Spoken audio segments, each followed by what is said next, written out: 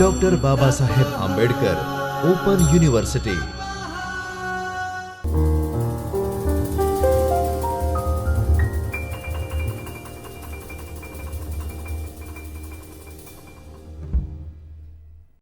નમસ્કાર વિદ્યાર્થી મિત્રો, હું Krunal Thakkar, assistant professor, department of special education, doctor Baba Saheb Ambedkar open યુનિવર્સિટીના આજના વિડીયો લેક્ચરમાં આપનું હાર્દિક સ્વાગત કરું છું। આજે આપણે SESH04ના પ્રૌદ્યોગિકી અને દિવ્યાંગતા વિષય ઉપર ચર્ચા કરીશું, જેમાં આજે આપણે ટોપિક જોઈશું પ્રૌદ્યોગિકી અને TLMના ઉપયોગો। અગાઉના લેક્ચરમાં આપણે અલગ અલગ અભિક્રમ વિશે શીખી ગયા હતા, જેમાં આપણે અલગ અલગ પ્રોફોર્માની વાત કરી હતી કે જેમાં અલગ અલગ પ્રકારના પ્રોફોર્મા સેટ હોય છે। બાળકે એક પ્રોફોર્મામાં પોતાને સેટ કરવાનો હોય છે, એમાં જો એ ઉત્તીર્ણ થાય તો નેક્સ્ટ પ્રોફોર્મા તરફ આગળ વધે છે। આજે આપણે એમાં વાત કરીશું ત્રીજા પ્રોફોર્મા વિશે, જેને આપણે મેથેમેટિક અભિક્રમ વિશે વાત કરીએ છીએ। મેથેમેટિક અભિક્રમ એક એવો અભિક્રમ છે જેમાં મેથેમેટિક્સની સંકલ્પનાઓને લઈને એનું આયોજન કરવામાં આવતું હતું। આ પદ્ધતિ ખૂબ જ જૂની છે અને 1962માં થોમસ ગિલ્બર્ટે એને પ્રસ્તુત કરી હતી। એમના કહેવા અનુસાર થોમસ ગિલ્બર્ટ એ વિષય વસ્તુને આવરી લેવા માટે એમાં વિદ્યાર્થીઓની પ્રવૃત્તિઓ પર વિશેષ ભાર મૂક્યો છે।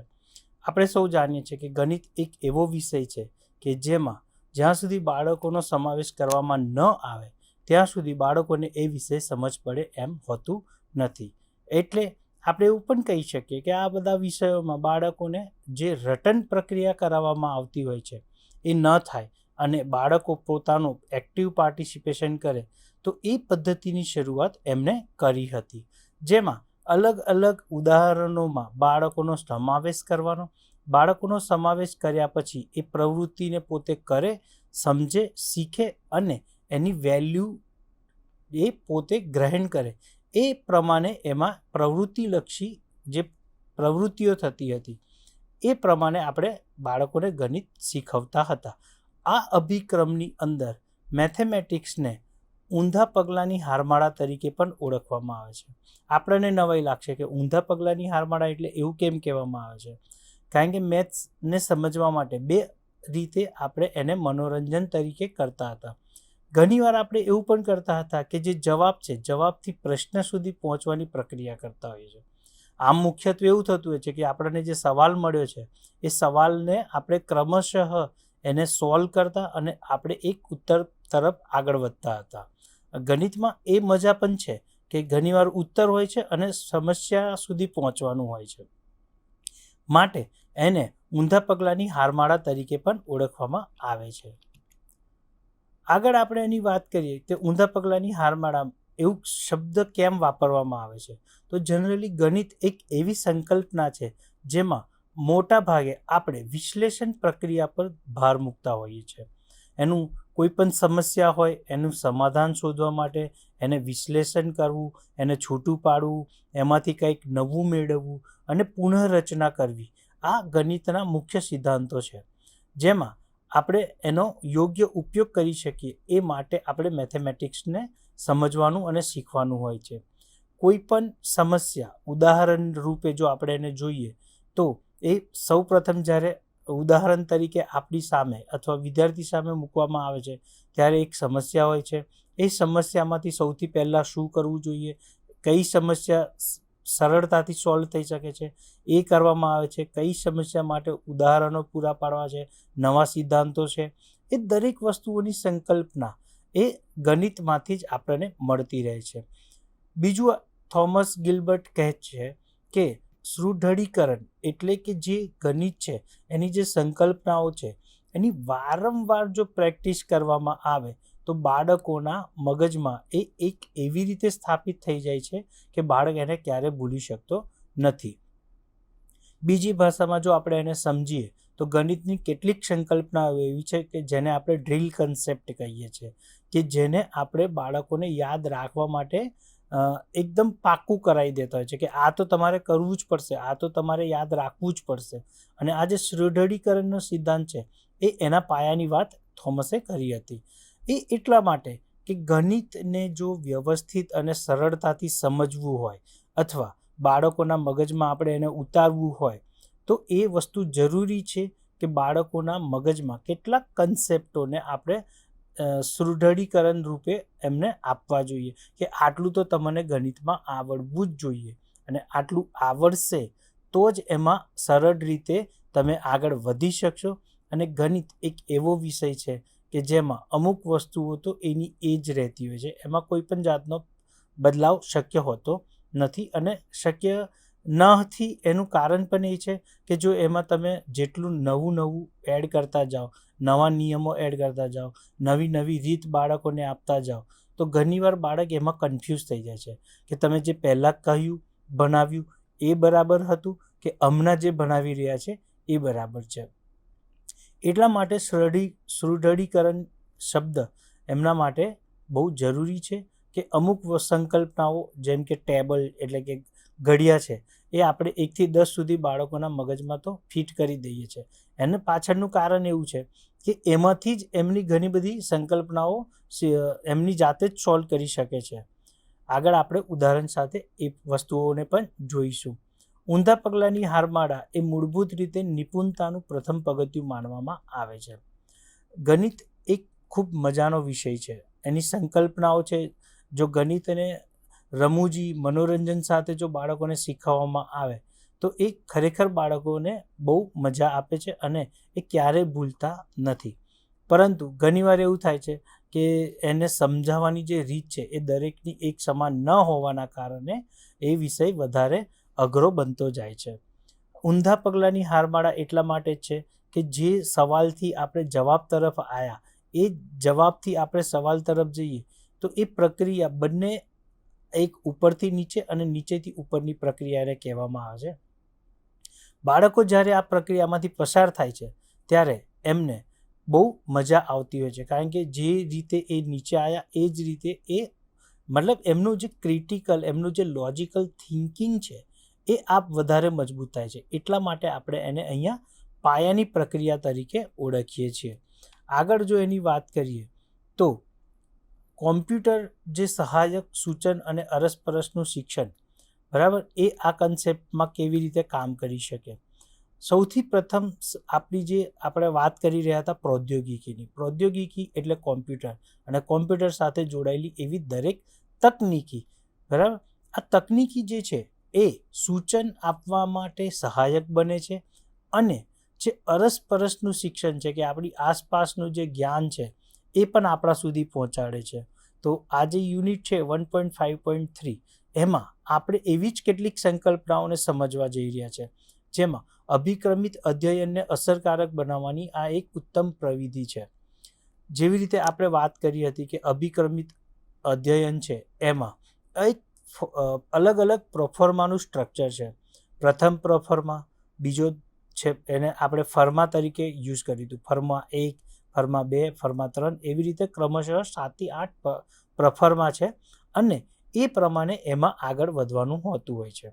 કોમ્પ્યુટર એક એવું યંત્ર છે કે જે એ નક્કી કરેલા ફોર્મેટને સરળતાથી આપણે એને સમજી શકીએ એ પ્રમાણે આપણે એમાં કામ પણ કરી શકીએ, આગળ વધી શકીએ એ રીતે ડિઝાઇન કરવામાં આવેલું છે. અને અભિક્રમિત અધ્યયન જેમ એક આપણે એને સમજીએ છીએ કે એક જ ક્રમમાં આગળ વધે છે એટલે ઉપરથી નીચેની તરફ અથવા નીચેથી ઉપરની તરફ એ જે અધ્યયન પ્રક્રિયા છે એને અભિક્રમિત અધ્યયન તરીકે ઓળખવામાં આવે છે. આ એક એવી સંકલ્પના છે જેમાં વિદ્યાર્થી આપમેળે અધ્યયન કરી શકે છે. આજનો યુગ કોમ્પ્યુટરનો યુગ છે. ઘણી બધી વસ્તુઓ સરળતાથી યુટ્યુબ ઉપર આપણને જોવા મળતી હોય છે. એવા કન્સેપ્ટ છે, સંકલ્પનાઓ છે કે એવી દરેક વસ્તુઓ છે કે જે એબ્સ્ટ્રેક્ટ મોડમાં હોય અને બાળકોને સમજવામાં તકલીફ થતી હોય એ દરેક વિષય વસ્તુને કોમ્પ્યુટર છે એ એક વિઝ્યુઅલ રૂપ આપે છે. એટલે જે અમૂર્ત વસ્તુ છે એને મૂર્ત કરે છે, વિઝ્યુલાઇઝ કરી શકાય એ પ્રમાણે એનો કન્સેપ્ટ ગોઠવવામાં આવે છે અને બાળકો સારી રીતે સમજી શકે એ માટેની એક વ્યવસ્થિત પ્રક્રિયા તૈયાર કરવામાં આવે છે. તો જેના લીધે ઘણીવાર એવું પણ બને છે કે આ કન્સેપ્ટના લીધે બાળકોને શિક્ષકની સીધી જરૂરિયાત રહેતી નથી કારણ કે એને જે જોવું છે, જે સમજવું છે, એ માત્ર કમાન્ડ આપવાથી જ એને સિરિયલ એટલે સ્ક્રીન ઉપર જોવા મળે છે. કહેવાનો મતલબ એ યુટ્યુબમાં જોવે છે, એવી અલગ અલગ જે ચેનલો છે જેના પર એના વિડીયો કન્સેપ્ટો મૂકવામાં આવે છે એ પણ બાળક જોઈ શકે છે. એટલે એવું કહેવાય છે કે એને સીધી શિક્ષકની જે જરૂરિયાત હોવી જોઈએ એ બાળકને મહેસૂસ થતી નથી. બાળકને એ જરૂરિયાત ત્યારે જ મહેસૂસ થાય છે જ્યારે બાળકને એમાં કાંઈક સમજણ ન પડે અથવા એ મૂંઝવણનો અનુભવ કરે ત્યારે જ શિક્ષકની જરૂરિયાત રહેતી હોય છે. આ સિવાય જે કન્સેપ્ટ છે એ બાળક સીધો અને સરળ રીતે એને સમજવાની પ્રયત્ન કરતો હોય છે. એવું પણ બને છે ઘણીવાર કે વિડીયો શીખ્યા પછી હવે એને સમજવા માટે, એનું અધ્યયન કરવા માટે કે સ્વ અધ્યયન કરવાનું થાય, એના માટે કન્સેપ્ટ સમજવાના થાય, સંકલ્પનાઓને સારી રીતે ગોઠવવાની થાય. તો આવી બધી પરિસ્થિતિઓમાં જ બાળકને એક શિક્ષકના એના મહત્ત્વની જરૂરિયાત રહેતી હોય છે. કારણ કે આવી જે સ્વ અધ્યયન પ્રક્રિયાઓ છે કે જેમાં બાળકે જાતે એનો નિષ્કર્ષ લેવાનો હોય છે, તો ઘણીવાર એવું પણ બની શકે છે કે એ જે નિષ્કર્ષ છે એ બાળક યોગ્ય રીતે ન લે, એટલે કે જે કન્સેપ્ટ એને બતાવવામાં આવ્યો છે એ કન્સેપ્ટ પ્રમાણે જો એ ન થાય તો એ સંકલ્પના આખી એને ઊંધી રીતે સમજાય છે અને એના પરિણામો પણ કંઈક અલગ જોવા મળે છે. આથી કહી શકાય કે જ્યારે સ્વ અધ્યયનનું કાર્ય કરવામાં આવે છે ત્યારે બાળકને શિક્ષકની જરૂરિયાત રહે છે અને એ એના માટે ખૂબ મહત્ત્વનું બની રહે છે. અભિક્રમિત અધ્યયનની જે આગળ વાત કરીએ તો એમાં જે પ્રૌદ્યોગિકી છે એ નિશ્ચિત છે અને નિર્દેશિત છે. નિશ્ચિત છે તો કેવી રીતે અને નિર્દેશિત છે તો કેવી રીતે? એટલે કે જ્યારે પ્રૌદ્યોગિકીની વાત કરીએ આપણે, જ્યારે આપણે એને ભણાવવામાં યુઝ કરીએ છીએ કે અન્ય કોઈ પણ જગ્યાએ આપણે એનો ઉપયોગ કરીએ છીએ, તો આપણે જોઈ શકીએ છીએ કે એ એક નિશ્ચિત રૂપમાં આગળ વધે છે. એ નિશ્ચિત રૂપ એટલે એવો કન્સેપ્ટ કે એવા ધ્યેયો કે જે બાળક સુધી એને પહોંચાડવાના છે એ ફક્ત એના ઉપર કામ કરે છે. અને નિર્દેશિત એટલા માટે કહેવામાં આવ્યું છે કે આપણે એને ડિઝાઇન કરીએ છીએ કે આપણે બાળકોને કયા કન્સેપ્ટ શીખવવા છે, કેવી રીતે શીખવવા છે, અને એ જે પ્રૌદ્યોગિકી છે એ આપના નિર્દેશન ઉપર બાળક સુધી એ વિષય વસ્તુને પહોંચાડવાનું કાર્ય કરે છે. તો આ બંને એ પ્રૌદ્યોગિકીનો એક ભાગ છે. નિશ્ચિત હોવું જોઈએ અને નિર્દેશિત હોવું જોઈએ.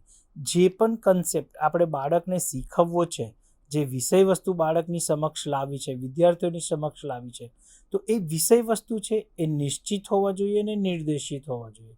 જો એમાં નિશ્ચિત કન્ટેન્ટ નહીં હોય, વિષય વસ્તુ નિશ્ચિત નહીં હોય, નિર્ધારિત નહીં હોય, તો બાળકને એક નિર્ધારિત સમયમાં કેટલી વસ્તુ આપણે એને શીખવવી છે એ નક્કી કરી શકતા નથી.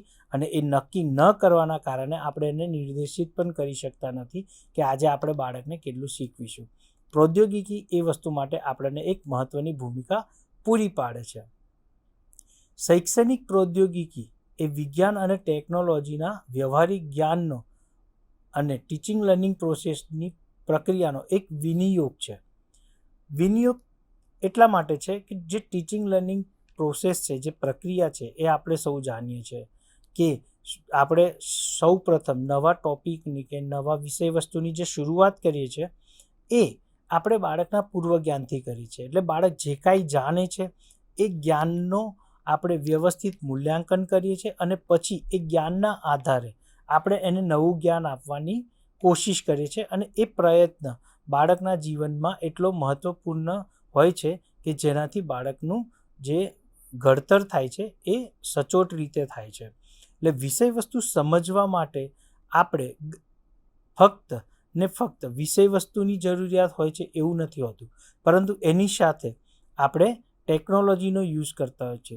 આજથી ઘણા વર્ષો પહેલાં એવી પ્રક્રિયાઓ નહોતી થતી જેનાથી બાળકોને વિઝ્યુલાઇઝેશન નહોતું થતું કે એમને આ જે વિષય વસ્તુ સમજી છે એ વિષય વસ્તુ વાસ્તવમાં કેવી હશે. એક ઉદાહરણ સાથે એની ચર્ચા કરીએ તો એક ખગોળ જે ઘટનાઓ બને છે એ બાળકોને ફક્ત થિયોરિટિકલી આપણે સમજાવીએ છીએ તો એ થિયોરિટિકલ નોલેજના આધારે એ લોકો ઇમેજિનેશન નથી કરી શકતા કે ખરેખરમાં શું બન્યું હશે. પરંતુ જ્યારે ટેકનોલોજીના ઉપયોગથી આપણે એ જે ખગોળીય ઘટનાઓ છે એ થિયોરીની સાથે સાથે જ્યારે એ લોકો પ્રેક્ટિકલી એના વિડીયો જોવે છે, એની સમજ કેળવે છે, ત્યારે એ વસ્તુ શક્ય બને છે કે હા, કે જે ઘટનાઓ બની છે અથવા બને છે આકાશમાં કઈ રીતે એકબીજા સાથે થાય છે, અથડાય છે અને શું એના પરિણામો ઉદ્ભવે છે, એ દરેક વસ્તુઓ ટેકનોલોજીના માધ્યમથી આપણે વિઝ્યુલાઇઝ કરીએ છીએ અને વિઝ્યુલાઇઝ કર્યા પછી મગજમાં એક એવી સંકલ્પના તૈયાર થાય છે કે જે ક્યારેય માણસ કે વિદ્યાર્થી ભૂલી શકતો નથી. આ જ કારણ છે કે આપણે એમાં બે વસ્તુઓને બહુ સરળ રીતે અને સચોટ રીતે જોઈ રહ્યા છે કે શૈક્ષણિક પ્રૌદ્યોગિકીના જે સ્વરૂપ છે એને બે ભાગમાં વહેંચવામાં આવેલ છે. એક શિક્ષણમાં પ્રૌદ્યોગિકી અને બીજું છે શિક્ષણની પ્રૌદ્યોગિકી. હવે શિક્ષણમાં પ્રૌદ્યોગિકી એટલે કે જે ટેકનોલોજી છે એનો શિક્ષણમાં કઈ રીતે ઉપયોગ થાય છે, અને બીજો જે કન્સેપ્ટ છે કે શિક્ષણની પ્રૌદ્યોગિકી. શિક્ષણની પ્રૌદ્યોગિકીમાં આપણે કઈ રીતે એ વિષય વસ્તુને આગળ જોવાનું છે એના વિશે આપણે એમાં વાત કરવાની હોય છે. આ સાથે આપણે શિક્ષણ અને પ્રૌદ્યોગિકીની જો ચર્ચા કરીએ તો શિક્ષણ અને પ્રૌદ્યોગિકીના સમન્વયમાં શૈક્ષણિક પ્રૌદ્યોગિકીનો ઉદ્ભવ થાય છે. એટલે શિક્ષણમાં આપણે એવું કહી શકીએ કે પ્રૌદ્યોગિકી વગર એ શક્ય હોતું નથી. આ માટે આપણે એને બહુ ડિટેલમાં જોવાની જરૂર છે. શૈક્ષણિક પ્રૌદ્યોગિકી એ આખી અધ્યાપન પ્રક્રિયામાં ટેકનોલોજી ઇન એજ્યુકેશન અને ટેકનોલોજી ઓફ એજ્યુકેશનના ભાગરૂપે જોવામાં આવે છે. ઘણી સંકલ્પનાઓ એવી હોય છે કે જેમાં ટેકનોલોજીની જરૂર છે અને ઘણી સંકલ્પનાઓ એવી હોય છે કે જે ટેકનોલોજીને જ સંકલ્પના તરીકે જોવામાં મદદ કરે છે. આ એક જટિલ પ્રક્રિયા છે અને એ યાદ રાખવું જોઈએ કે ટેકનોલોજી દ્વારા આપણે એને સરળ બનાવવાનો પ્રયત્ન કરવાનો હોય છે. અધ્યાપન પ્રક્રિયાને વધુ અસરકારક બનાવવા માટે એને ગતિશીલ બનાવવા પર આ પ્રૌદ્યોગિકી ભાર મૂકે છે અને જેટલું અધ્યયન સહેજ થશે એટલી જ બાળકોની ગતિશીલતા વધારે થશે. અને એ વાસ્તવિકતા તો એટલી જ છે કે આપણને એક એવો અનુભવ પૂરો પાડે છે કે જે બાળકને પરિસ્થિતિઓના નિર્માણ પર ભાર મૂકે છે. ટેકનોલોજીની વિભાવનાને આપણે શિક્ષણમાં ચારિતાર્થ કરવાને મહત્ત્વ આપીએ છીએ. એટલે ટેકનોલોજીના ઉપયોગથી બાળકના ચરિત્રના ઘડતરનું નિર્માણ થાય છે, ટીચિંગ લર્નિંગ પ્રોસેસ સામાન્ય થાય છે, એમાંથી દ્રષ્ટિકોણો એના બદલાય છે, વિચારવાની શક્તિ બદલાય છે અને શિક્ષણ જે કન્સેપ્ટ છે, સંકલ્પના સમજવામાં આપણે એના પર ભાર મૂકીએ છીએ. અને ટેકનોલોજી એ બંને છે, ઓડિયો વિઝ્યુઅલ હોય છે, દ્રશ્ય શ્રાવ્ય રૂપે આપણે એને જોતા હોય છે અને એ વાસ્તવિકતાઓનું આપણને દર્શન કરાવે છે. એવું કહીએ તો પણ કાંઈ ખોટું નથી. વર્ગખંડમાં પ્રત્યાયન માટે પણ એનો ખૂબ જ મહત્ત્વનો ઉપયોગ થાય છે. અને આ સાથે આપણે નવા ટોપિક સાથે ફરીથી મળીશું. ત્યાં સુધી રજા આપશો. ધન્યવાદ.